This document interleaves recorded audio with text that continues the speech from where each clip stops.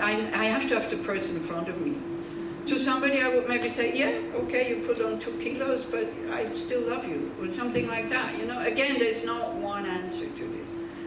But to really see what is beneficial. If you see that the person continues to eat, and it would help to remind her not to eat so much, please say so.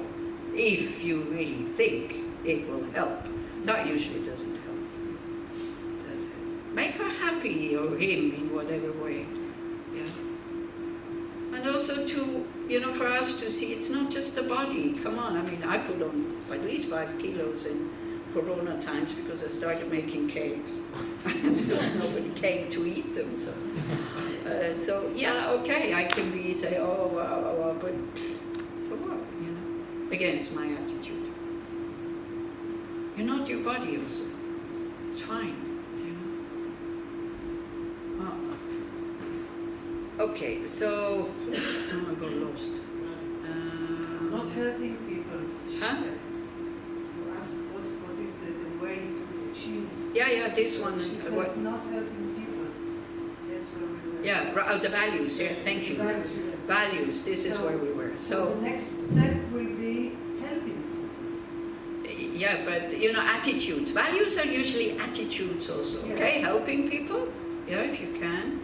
And then, you know, if possible, not only the ones you like, if you can add a few more without burning out, that would be nice. So you train the Buddha ideal or the Bodhisattva ideal, helping people, other attitudes. You know, attitudes is something that comes very spontaneously. Honesty. Huh? Honesty. Honesty, okay. Anything else? Equanimity, maybe. Equanimity, somebody said? Oh, yeah. That's a very good one. It's a very high one. So we have to work towards this. And, you know, how do we work towards this? Every time we see when we're not, to say, hey, but I wanted to train this. Yeah. And the whole spiritual path is about training. So don't run away from situations where you can train, because we're not there yet. So if you don't have situations where you can train, how are you ever going to get there? Yeah. But don't go into too difficult situations either. So again, you see, it's the way up, don't think. You know. Sometimes it's better to say, oh, I think I'm just going to explode if I see this person, so I better not go for their benefit, for my benefit. And then very happy when you were able to avoid the situation. Oh, we're such, and no, at all costs not to avoid the situation. Come on, it can be very skillful to avoid a difficult situation. And then when things have calmed down, to talk about this. But we feel like a failure if we avoid. We're a coward. We're not a coward, you're wise. Sometimes. Sometimes you're a coward. I'm not saying you should avoid all difficult situations. Just see what is helpful, what is not. For that you need a lot of wisdom. Okay, what else? Morality. Morality. Morality, okay. Ethical conduct goes into not harming others. Buddhist ethical conduct, morality is not to harm others. By the way, karma. Thank you, that's good kind of point. Just not harming others creates good karma. Isn't that wonderful? So if you think you're a total nobody, you're total kind of no good for anything, you're just staying at home, you don't want to have contact with anybody, you're creating good karma because you're not harming anybody. If you are conscious that, oh, good thing I'm not out, I'm not taking the seat, me, on the bus or on the train, I am not kind of, if you're in the car, taking the parking lot of somebody, I'm not doing this, I'm not doing that, If you have these thoughts, it's creating positive karma. If you don't have the thoughts, then it's nothing. Yeah, I have a question about it. And if somebody does something negative, but he does it from ignorance, does it create negative karma? Yeah. I mean, because you said... You know, the thing is, when we talk about attitudes and motivation, we think it's a thought. It's not a thought, it's a tendency. So all of our actions are whatever is there, we've done with ignorance. Also us, even the positive actions. Because we don't know about the nature of reality. We don't know about emptiness. We don't know about that the mind is just projecting. We see everything as inherently existence. Then out of that kind of ignorance comes attachment and anger. So it's never just ignorance. But if it's this kind of ignorance that maybe you meaning not knowing, because ignorance is adding something that is not there, meaning inherent existence. So ignorance is not such a good word for this, maripa. So that's why I prefer wrong use.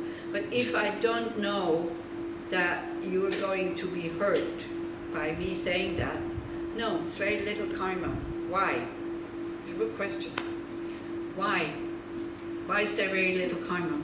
There's no intention. Because there's no intentions. Yeah, that's one thing, because there's no intention. Because intention is one of the factors. Because it's your mind creating the karma.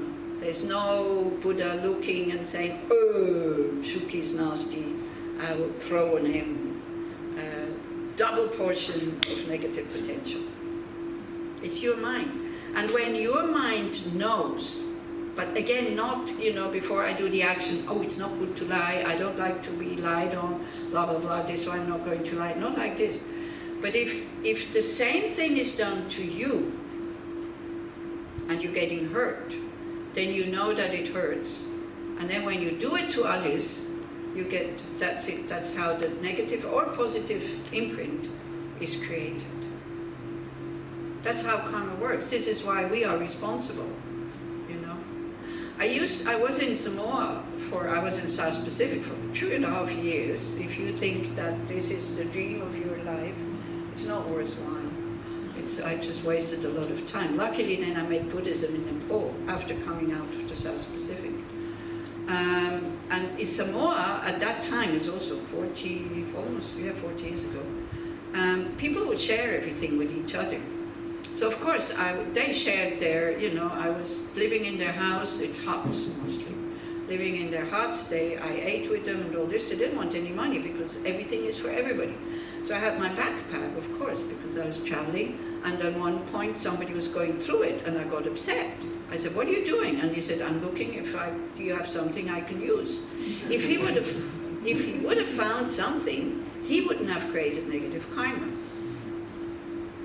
Because for him it was very natural that everything is shared. It's not like this anymore. So don't go to Samoa now and think it's still like this. It has totally changed also. They have taken up our... Bye. Enjoy the time with your kiddies. So like this. So it's very complex. There's almost no black and white answer to questions about karma, because it depends on the time, on the attitude of the situation of the person also, and your attitude, this, that, so it's like, but forget the idea that karma is a punishment and reward system. It's not like that. It's our own mind who's creating the imprints that can be very strong, and as I said, it's very complex. We don't have time to go into it. If you study Buddhism, the Lam Rim, then it's very complex, the subject, the object, the situation, the attitude, intention. There's so many things that come together. What makes it heavy, not so heavy? Okay. So values, we're still with values. Generosity, for example, sharing. For the moment, since 1 year, I don't have my own place to live. And people say, "How can you?" I said, "Because I have very nice people who say, if you don't have anywhere to stay, you can come and stay with us."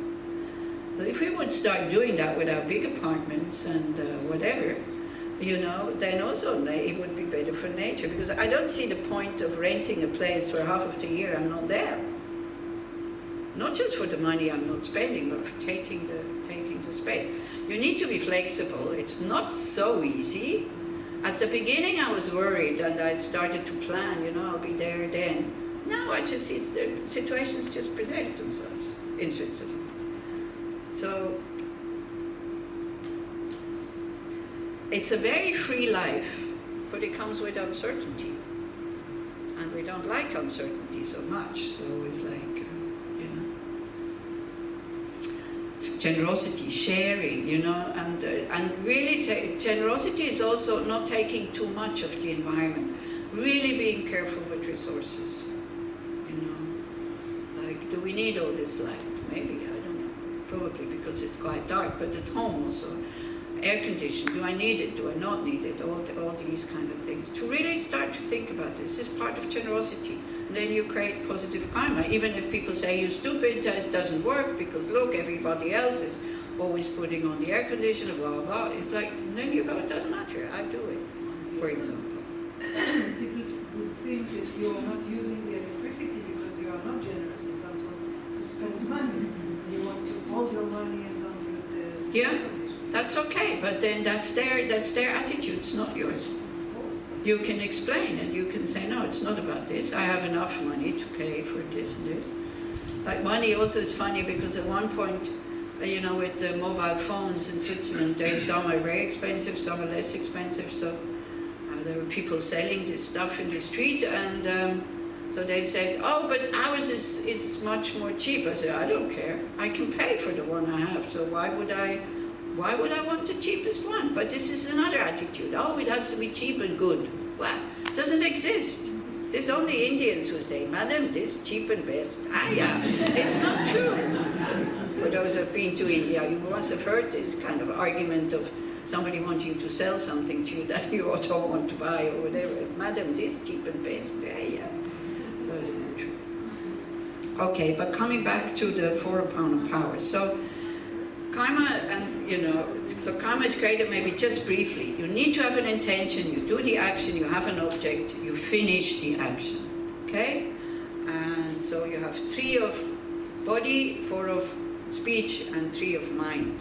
So we're not going to go into arguments, just that you know the list. So it's the 3 of body are killing, stealing, and sexual misconduct. Hurting somebody with your sexual contact in whatever way.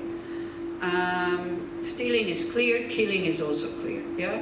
Like taking the life, taking something that's not given to you is stealing. Then lying, but again, this we can discuss long about this. When is it a white lie, when it's not a white lie? Lying, harsh words, divisive talk, and useless stuff, But useless things can be helpful if somebody is depressed and you need to cheer them up. Don't talk about karma and enlightenment and bodhicitta and all these kinds of things. So it's not black and white. This list is very clear, but it's absolutely not black and white. It depends on many, many things. So don't go into its commandments. No, it's recommendations and then you have to check. And then the 3 of the mind are being envious about something that somebody else has, harmful thoughts, and wrong views. Wrong views in terms of being convinced that something exists, although it doesn't exist, but you know that it exists. Only then. You see, if I don't know that it exists, how can I create negative karma? It creates negative karma if there's other views and I go, no, it does not exist, blah, blah. Maybe then, if I go into arguments. But just not knowing that it exists, that something exists, that doesn't create negative karma. How can it? Impossible. So anyway, this is what the 10 non-virtuous actions. We do an action, we have these other factors present, it creates these imprints. So in order to purify, we need the regret, we had that, there's one factor, one part of it.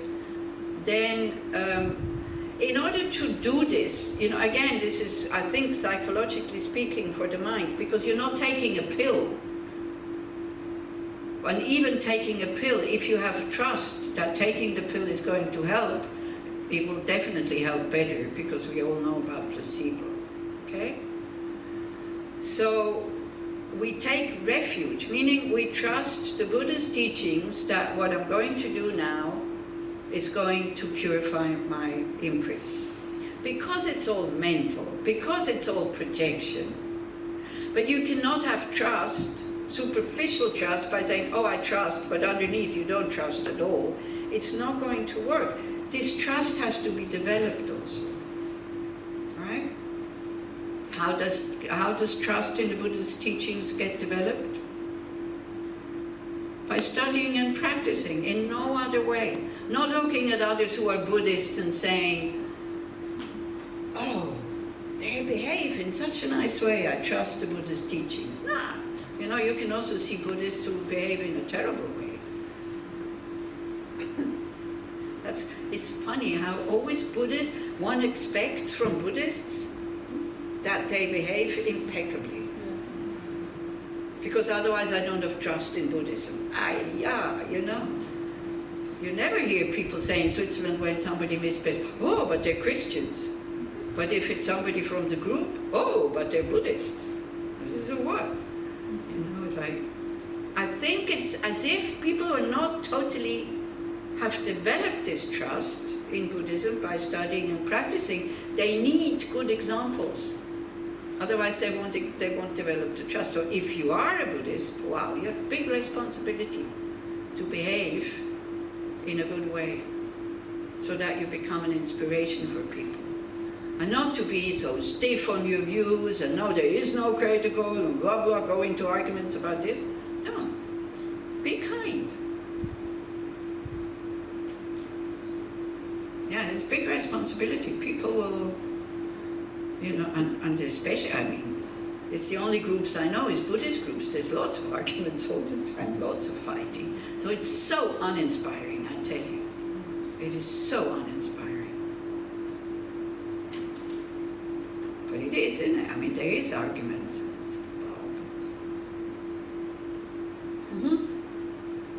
Okay, so the power of support. So we take refuge. Taking refuge means big things, right? It means I want liberation and I trust the Buddha's methods to get me there.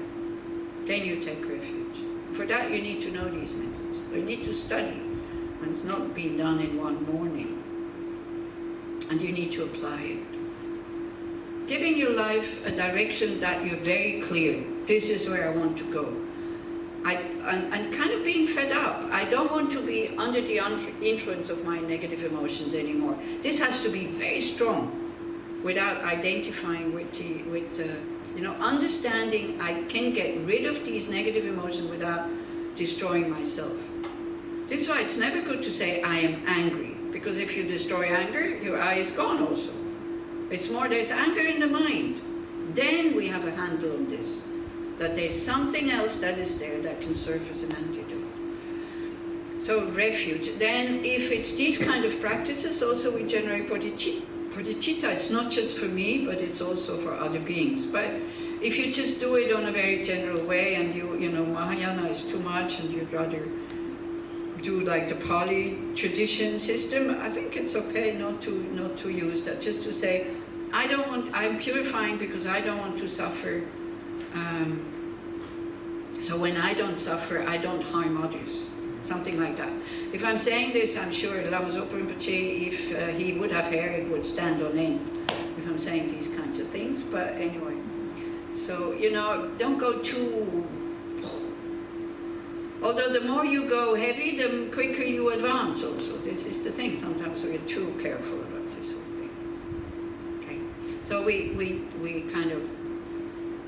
The second power is taking refuge, generating bodhicitta, meaning I do this full of trust. Even if the trust is still there, but then you go, okay, but I still do it. Because what other choice I have to get rid of my negative karma, which is still lying there, and I don't know that it's there. Because we don't feel these negative imprints. That's the problem. The same way you put now seeds in the earth, and it's very dry, and there's no rain, nothing will happen. You look at the earth, you don't see anything. The moment it starts to rain, it will grow. It's only then that you see. So we're actually getting rid of something that we don't see. That's why you need trust. I always use the same example. Atomic fallout, which now again we have this problem that maybe there will be some soon. So everybody's worried. Have you ever seen, smelled, tasted, touched atomic fallout? No. We all trust. We're all afraid. We've never even seen it. But we can see the results. We can assume that what the scientists are saying, it's true, because there's a thing that goes, you know, it's called Geigerzähler in Switzerland. I don't know how it's called in English. Geigers, right? So we see something, and it makes noise, right? And then we, wow, something is there. When the Buddha says you have imprints on your mind, you say, I don't see anything. I don't feel anything. Why should I purify? So this is where the trust comes in. Right. The third of these factors is what is called action. So this, in the Vajrasattva retreat, what we will do, we will recite the mantra, which has 100 syllables, and you'll have to learn it by heart. I will not be content if you just go Om Vajrasattva, Om Vajrasattva, Om Vajrasattva, Om, because we have enough time to learn it by heart. And then you visualize Vajrasattva, the deity, on your crown, and light coming into you and flushing out all your negativities. And we go step by step. We go first the body, you know, the negative potentials of the body, then of the speech, and then of the mind. We'll do the practice, the sadhana, this afternoon, after the practice for Geshe Punso, okay? So it's at 3 o'clock, I think, isn't it? Yeah. So we do the sadhana slowly together, so you get a bit of a taste what we will do these, I think, 5 days, 4 times a day. So we have quite long breaks. It's quite nice, actually, and so like that. So that's the power of the action. Now, of course, the argument is also, what does that help? I don't know how it works and how it helps. I feel that it helps. You know, I swallow a pill, I put it, and I swallow it, and people say, what does it help? I don't know how it helps, but I know that it helps. But it only helps if I swallow the pill. It doesn't help if I look at it and, you know, have it in front of there. Oh, and I can tell you, I mean, you know, you think 5 days is long, okay? Usually a Vajrasattva retreat lasts 3 months. And you recite 100,000 of these 100-syllable mantras. So I guess we don't have anybody here who's done Vajrasattva retreat, have we? Yeah, so I don't have witnesses. For that you need ordinary people like you are, not monks and nuns, because you don't trust me because I'm a monk or nun. You say, oh, it's easy for you because you don't have children. Yeah. But there's many lay people who do 3 months Vajrasattva retreat. So talk to them. Ask them about the effect and see whether they're trustworthy, whether this or that, you know. It's very helpful. And it's not these 3 months, not just youpy, happy, you know, everything goes and become clearer and clearer and clearer. You have all your shit coming up that sits really, really deep sometimes. You get sick. You kind of get depressed and angry and attached and sexual fantasies or ice cream or whatever. It's like, wow, if one could make a movie out of these thoughts that go to your mind while you do a long, it doesn't have to be special purification, it can be just Vipassana retreat. And long, I mean more than 1 week, okay? Long, I mean at least 1 month. Not seeing anybody, no telephone, just doing that and nothing else. Wow. Then we can, for that you need a lot of self-confidence and confidence that you're by nature, you're pure. That what you're doing is just washing. So what we are doing when we start purifying, we get shocked about the dirty water. Because all this is coming up, it's coming out, and we see it, so we can transform it. And then we don't throw it away. We should then throw out the dirty water. I think it's Alex Berzin who says, you know, we, with our negative karma, and then it ripens, we're like somebody who goes to the toilet and then kind of looks at the caca and says, oh, wow, look at the mess I made, and wow, I'm so bad. You make caca, nobody else. It's your responsibility. You're not going to blame the people who produce the food, is it? So, and you refuse to kind of flush the toilet. Samsa Rinpoche says the mistakes that Westerners are doing, when you're washing dishes, you wash dishes because you know the dishes can be clean, that's why you're washing them. But you get so stuck in what's stuck on these dishes, you know, that you forget that the dishes can be clean.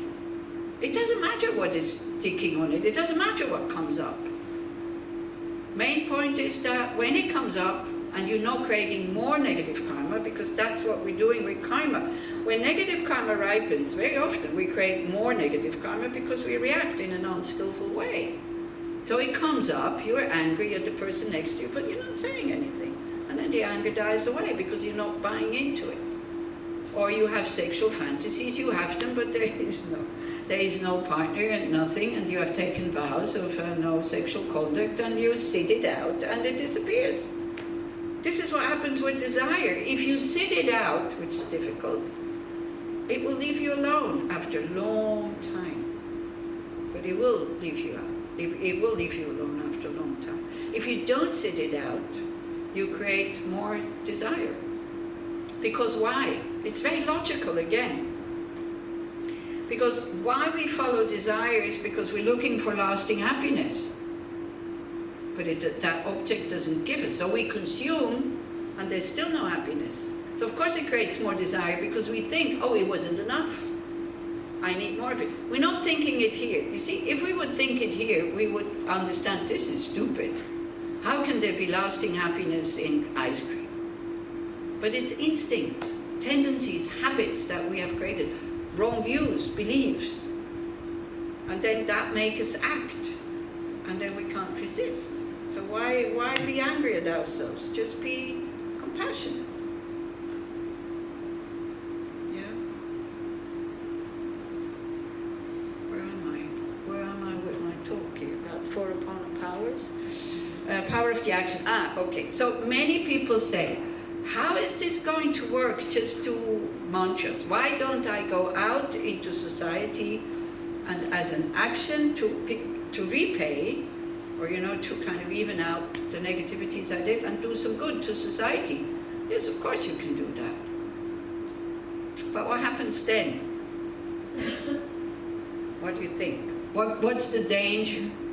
If you say, I don't feel like sitting 3 months on the same cushion, I tell you, it's more difficult than to go out and do voluntary work because you're stuck with yourself. It's not easy. If you think people who go into long retreats, they're cowards because they can't face the world. How is it, Chaya? Is that so? Of course not, she said, because she's done long retreats. Only somebody who's done long retreats understands how difficult this is. It can feel like an escape at the beginning. You come there after a very busy life and all this, and you have your cushion, you have your cell, maybe nobody there, and you go like, but very quickly, after 2-3 days, this feeling of freedom and peace and all this is gone. Mm-hmm. And then, boredom. Not to buy into the boredom, not to try to have the mind occupied with future thought, thoughts about the future and all this, to just stay with what you're doing. You will see, even in these 5 days, very difficult not to let the thoughts go with entertainment. Because future is entertainment. You think you're in control, you can plan. It's so difficult. Yeah. So don't think somebody is weak and they go into retreat. It's like... But you need to know what you have to do in your retreat also. You need to have instructions, you need to have clear motivation and all this. You need to, not just for these 5 days, but it's really good to know about Buddhism, liberation, enlightenment, all this, before you start to do these things.